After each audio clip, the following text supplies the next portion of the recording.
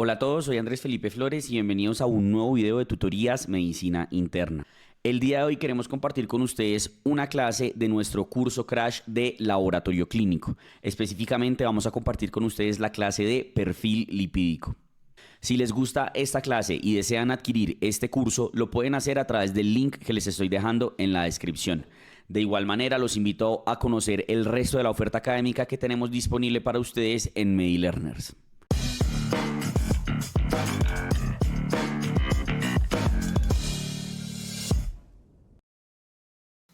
Hola a todos, a continuación estaremos hablando de un grupo de paraclínicos utilizado especialmente en el contexto de la consulta externa en el cual estudiamos a los pacientes crónicos. Este grupo de paraclínicos hace referencia al perfil lipídico y a la glicemia.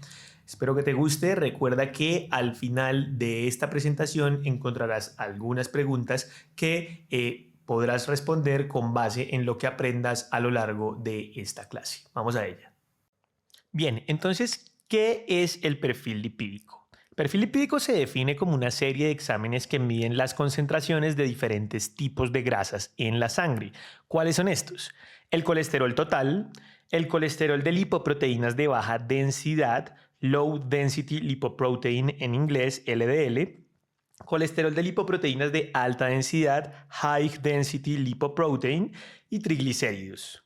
¿Para qué se solicita? Se solicita para determinar el riesgo de enfermedad cardiovascular, para identificar riesgos de dislipidemias de origen genético, para identificar posibles causas de pancreatitis, porque la tercera causa de pancreatitis más frecuente es la hiperlipidemia, y se utiliza como seguimiento de la terapia hipolipemiante en pacientes en que ya se ha instaurado un manejo con estatinas o con fibratos con el objetivo de observar si se están cumpliendo las metas u objetivos. Entonces, para poder entender este tipo de colesteroles de los cuales estamos hablando, pues tenemos que recordar un poco acerca del metabolismo de los lípidos. Entonces, el colesterol puede obtenerse en el cuerpo humano tanto de forma exógena como de forma endógena, ¿de acuerdo? Entonces, existen diferentes tipos de lipoproteínas. Algunas de ellas ya las hemos nombrado, entre las cuales tenemos al HDL y al LDL, pero no hemos hablado de dos de ellas que son el VLDL y los kilomicrones, ¿de acuerdo? Entonces, los kilomicrones son las sustancias que se producen cuando obtenemos colesterol de forma exógena. Todo inicia a partir de la alimentación, en donde a partir de esa alimentación vamos a obtener grasas y carbohidratos. Las grasas van a llegar en formas de gotas hacia la luz intestinal y van a ser absorbidas. Entonces, cuando entran en los enterocitos, son unidas a fosfolípidos, a colesterol y a polipoproteínas, dando lugar a lo que conocemos como esos kilomicrones. Y esos kilomicrones van a llevar estos ácidos grasos al hepatocito, en donde posteriormente se va a liberar esas grasas y van a ser utilizadas como aporte de energía. Y esa es la forma en la que obtenemos aporte de colesterol exógeno. Ahora, cuando lo estamos hablando de forma endógena, realmente de lo que necesitamos hablar primero es de la glucosa y de los carbohidratos que son absorbidos en la luz intestinal, que llegan a la luz intravascular y que eventualmente alcanzan el hepatocito. Esa glucosa, una vez ha entrado y se genera la glucólisis que tiene finalmente la producción del piruvato y más tarde la formación del acetil-CoA, ese acetil-CoA va a ser el producto de base a partir del cual comenzará a sintetizarse el colesterol. Ese colesterol puede ser sintetizado por diferentes rutas. Una de ellas es la vía del HMG-CoA reductasa y otra posible vía es la vía del malonil-CoA. ¿De acuerdo? Este malonil-CoA se puede unir con el glicerol y con los ácidos grasos libres y de esta forma va a llegar a formar unas sustancias que se llaman las VLDL. ¿De acuerdo? Esas VLDL que van a ser formadas a través de todo este trayecto en el hepatocito van a ser liberadas a la sangre y esas VLDL se van a encargar de transportar los triglicéridos a los tejidos periféricos. Ahora, esa VLDL una vez alcanza el tejido adiposo va a encontrarse con una lipasa, que esta enzima lo que va a hacer es extraer los triglicéridos de esos VLDL y poco a poco esta partícula irá perdiendo los triglicéridos y solo va a quedar con colesterol. O sea que en la medida que avanza de VLDL y va perdiendo triglicéridos, se va a convertir en IDL, que hace referencia a intermedio. Y después, cuando ya ha perdido casi que por completa sus concentraciones de triglicéridos, va a pasar a llamarse LDL, que las LDL son las partículas que más colesterol van a tener, es decir, quedan solo con colesterol. Y es aquí cuando pasan a llamarse LDL. Y ese LDL viajará por la sangre cargando el colesterol hasta que retorna al hígado, ¿de acuerdo? Entonces, una vez ese LDL retorna al hígado, ingresa a través de los receptores de LDL y se recicla nuevamente para volver a formar apolipoproteínas que llevarán nuevamente triglicéridos y que el ciclo se repita, ¿de acuerdo? Otro tipo de apolipoproteína, que es el último que nos falta por conocer, es el HDL, que ese HDL también se puede sintetizar con toda esta energía y todas estas grasas que se obtuvieron dentro del hepatocito, pero que este HDL tiene una responsabilidad diferente. La responsabilidad de este HDL radica en recoger el colesterol en exceso que quede en los tejidos periféricos. Y ese HDL que recoge ese colesterol retorna nuevamente al hepatocito, ingresa a través de un receptor Scavenger y ese HDL va a liberar ese colesterol al interior del hepatocito para que sea reciclado y que se vuelva a utilizar en el proceso que describimos previamente. Ahora, de esta manera es que funciona ese metabolismo de los lípidos y todo este colesterol que sea traído por el HDL va a ser eliminado a través de la vía biliar en forma de sales biliares. Entonces, ya sabiendo cómo funciona toda esta fisiología del metabolismo de los lípidos, entonces va a cobrar mucho más sentido entender por qué cuando nosotros tenemos un exceso de LDL, pues eso quiere decir que hay un exceso de colesterol porque había muchas grasas que tenían que ser traídas hacia los tejidos periféricos y que cuando se dejaron todos esos triglicéridos en los tejidos periféricos, pues lo que nos quedó fue un exceso de ese LDL. El problema con este exceso de LDL es que cuando, por ejemplo, concomitantemente hay patologías como la hipertensión arterial o como la diabetes mellitus que generan una disfunción endotelial, estos LDLs pueden entrar a través de esas lesiones endoteliales y acumularse entre las túnicas, ¿de acuerdo? Una vez esos LDLs comienzan a acumularse en las túnicas, son reconocidos por los macrófagos, quienes van a fagocitarlos, pero sin éxito no los van a poder lisar. Entonces, como no los pueden lisar, lo que pasa es que estas células, estos macrófagos se convierten en células espumosas y esas células espumosas eventualmente van a estar tan llenas de estos LDL que eventualmente van a explotar. Y en el momento en que explotan, en el momento en que se lisan esos macrófagos, se forma todo un debris celular que va a dar lugar al interior de las placas ateromatosas. Adicionalmente, esta lisis celular va a liberar factores de crecimiento que se van a encargar de hacer que se forme una pared que cubra a esta placa ateromatosa. Si la pared de esta placa ateromatosa no es lo suficientemente fuerte, eventualmente la hipertensión o la diabetes van a hacer que esta pared se rompa y eventualmente se forme un trombo. Y este trombo pues puede obstruir vasos muy importantes como lo son los vasos coronarios y llegar a generar un infarto agudo de miocardio. Sin embargo, este no es el único evento vascular que podría ocurrir. Esto puede ocurrir también en el cerebro, puede ocurrir también en el corazón. Entonces es por esta razón que es muy importante conocer la fisiopatología que está detrás de ellos. Entonces, ¿quiénes deben ser examinados para el estudio del perfil lipídico? Inicialmente lo tenemos que hacer en todo tipo de adultos jóvenes que no hayan sido evaluados cuando sean niños. ¿Y cuando lo repetimos? Lo vamos a repetir cuando nuestros pacientes tengan alto riesgo cardiovascular, porque si tienen alto riesgo cardiovascular toca hacerlo de forma más temprana, entre los 25 y los 35 años. Pero si tienen bajo riesgo cardiovascular, Con esos pacientes podemos esperar un poco más de tiempo para volver a estudiarles el perfil lipídico y eso lo haremos entre los 35 y 45 años. Es recomendable que el perfil lipídico se realice en ayunas para evitar niveles altos de triglicéridos. Y la aplicación más frecuente para la cual puede ser útil el estudio de este perfil lipídico es para ingresar los resultados en las calculadoras de riesgo de enfermedad cardiovascular, que era precisamente lo que hablábamos, el riesgo de que se pueda tapar algún vaso por la formación de algún trombo tras la ruptura de una placa ateromatosa. Entonces, eso que decíamos del bajo o alto riesgo cardiovascular, ¿cómo se puede objetivizar? Se puede objetivizar a través de diferentes escalas. Por ejemplo, aquí vemos cómo se categoriza en muy alto riesgo, moderado riesgo y bajo riesgo según diferentes tipos de parámetros.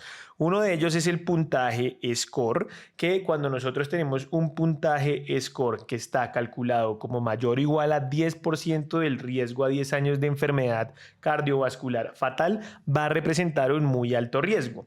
Y es que ese puntaje SCORE, ese puntaje SCORE incluye dentro de sus variables a el LDL y es por eso entonces que aquí juega un papel fundamental. Asimismo, en los que clasifican como alto riesgo, factores de riesgo aislados marcadamente elevados, en particular colesterol total mayor a 310 o LDL mayor a 190. Entonces, si nos damos cuenta, esos valores de colesterol del perfil lipídico son determinantes para identificar el riesgo de que una persona desarrolle algún evento cardiovascular.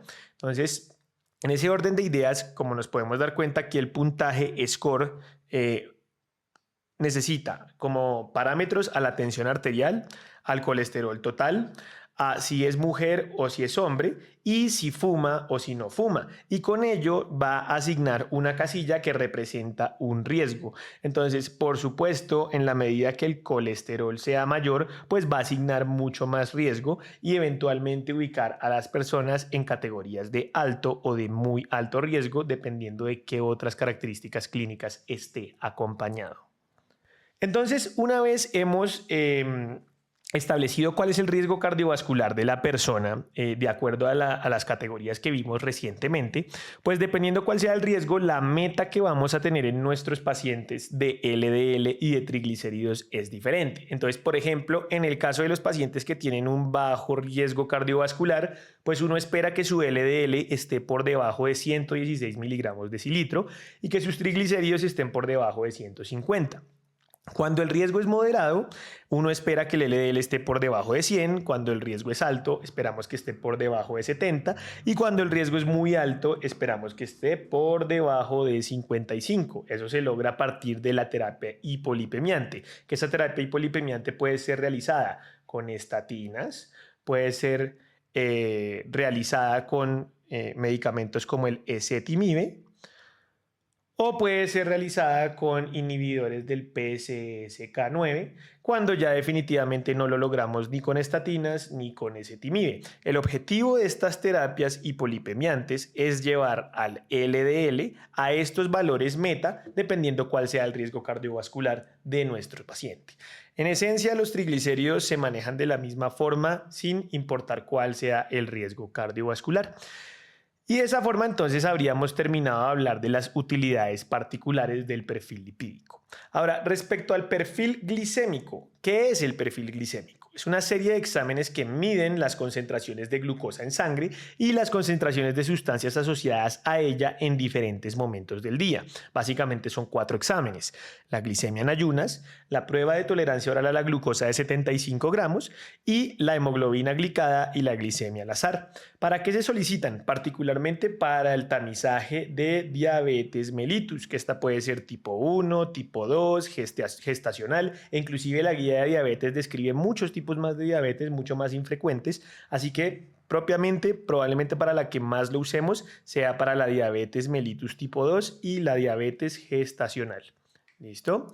Ahora, La glicemia en ayunas y prueba de tolerancia oral a la glucosa se usan para determinar la capacidad que tiene una persona de metabolizar una cantidad medida estandarizada. Y esto es muy importante porque es que en algunas situaciones se les pide a los pacientes que sencillamente se les toma la prueba de glicemia en ayunas y luego se les dice que por favor vayan y coman y después de comer les toman otra muestra de glucosa que es la postprandial y con base a eso se sacan conclusiones. El problema es que ahí uno no está controlando qué está comiendo ese paciente, porque perfectamente puede haberse ido a comer unas galletas o puede haberse comido algo mucho más grande. Entonces, si yo no tengo una medida estandarizada de qué es lo que está comiendo, pues los cambios en la glucosa tampoco lo van a hacer. Por eso es que la recomendación es dar una cantidad medida y estandarizada, que en este caso es una carga de 75 gramos de glucosa. Así que las instrucciones en este caso es, primero, decirle al paciente que lleve una dieta normal de carbohidratos de al menos 150 gramos de carbohidratos durante al menos 3 días antes de la prueba. Segundo, tomarle una muestra por un acceso intravenoso en ayunas, que vendría siendo esta glicemia en ayunas. Administrar una carga de 75 gramos de glucosa, que vendría siendo esa comida, pero estandarizada. Ayunar durante toda la prueba para que no se vaya a afectar, permanecer inactivo sin excederse con la hidratación para que no se alteren los valores y posteriormente sí sacar una muestra a las 2 horas. Y de esa forma lo que vamos a interpretar es estandarizado entre todos los pacientes. Luego tenemos a la hemoglobina glicada. Entonces la hemoglobina glicada es básicamente el producto de la unión irreversible, espontánea y aleatoria entre la hemoglobina y la glucosa. Entonces cuando una persona está sometida durante bastante tiempo a hiperglicemia, la glucosa comienza a pegarse sin necesidad de enzimas a la hemoglobina en sus cadenas carbonadas. Y esto es muy útil porque nos sirve para el seguimiento de la glicemia del paciente en los últimos 3 meses. Entonces, si por ejemplo el paciente quiso sesgar los resultados al comer muy bien en los últimos días o no comer nada durante la carga de 75 gramos o no recibirla, mejor dicho, todo lo que pueda sesgar la prueba, la hemoglobina glicada nos puede de todas maneras dar un valor muy fehaciente y fidedigno de cómo estuvo la glicemia en los últimos 3 meses, ya que ésta se ha estado uniendo durante todos los días a la hemoglobina glicada. Es por eso que es muy útil para el seguimiento de los pacientes. Sin embargo, hay que tener en cuenta que hay algunas causas que pueden elevar falsamente la hemoglobina glicada, como la anemia, especialmente las anemias asociadas con disminución del recambio de glóbulos rojos, como las carenciales, porque pues sabemos que si no hay recambio de glóbulos rojos, pues efectivamente se va a permanecer la hemoglobina más en el tiempo y se va a glicar más. Entonces yo voy a encontrar una hemoglobina glicada más alta. ¿Listo? La asplenia, por un mayor tiempo de vida eritrocitaria, pues finalmente es el vaso el que elimina a los glóbulos rojos. La uremia, por una mayor formación y detección de carbamilemoglobina. La hipertrigliceridemia severa, especialmente cuando los niveles de triglicéridos superan los valores de 1750 miligramos decilitro. La hiperbilirrubinemia severa, cuando es mayor a 20 miligramos decilitro. Y el consumo de alcohol crónico por la formación de hemoglobina glicada de tipo acetaldehído. ¿Listo? Entonces esas son causas de falsa elevación de la glicada que hay que tener en cuenta. Ahora, ya dicho esto, entonces, ¿cuál sería el perfil glicémico clásico en un paciente que tenga diabetes mellitus tipo 2? La glicemia en ayunas, entonces, en el paciente normal va a estar por debajo de 100. Si está entre 100 a 125, nos estamos enfrentando a una prediabetes. Si está por encima de 126, nos estamos enfrentando a un rango de diabetes. La prueba de tolerancia oral a la glucosa de 75 gramos. Si los pacientes después de haber administrado esta prueba están en valores de 140 a 200, eso es una prediabetes. Si están por encima de 200, hablamos de diabetes. La hemoglobina glicada, si está por debajo de 5.7 es normal, de 5.7 a 6.4 es prediabetes y mayor o igual a 6.5 es diagnóstico de diabetes. Y una glicemia al azar, si yo la tomo y es mayor a 200 con síntomas dados por poliuria, polidipsia, polifagia, acantosis nigricans, acrocordomas, que todos estos pues nos hablan de signos de resistencia a la insulina o de hiperglicemia. Si están acompañados de una glicemia al azar mayor a 200, son diagnóstico de diabetes. Ahora, al menos tener 2 pruebas alteradas es necesario para el diagnóstico. Si yo solo tengo una prueba alterada, debo repetir la prueba positiva. Y si esta sale positiva, pues definitivamente el paciente tiene diagnóstico de diabetes tipo 2. Y de esta forma entonces terminamos el análisis del perfil lipídico y del perfil glicémico para el estudio de las enfermedades crónicas como la dislipidemia y la diabetes. Espero que te haya gustado. Recuerda que al final de esta clase encontrarás algunas preguntas en las cuales una vez las respondas serás llevado al minuto de la charla en el cual damos la información con la cual se podría responder esa pregunta. Nos vemos pronto.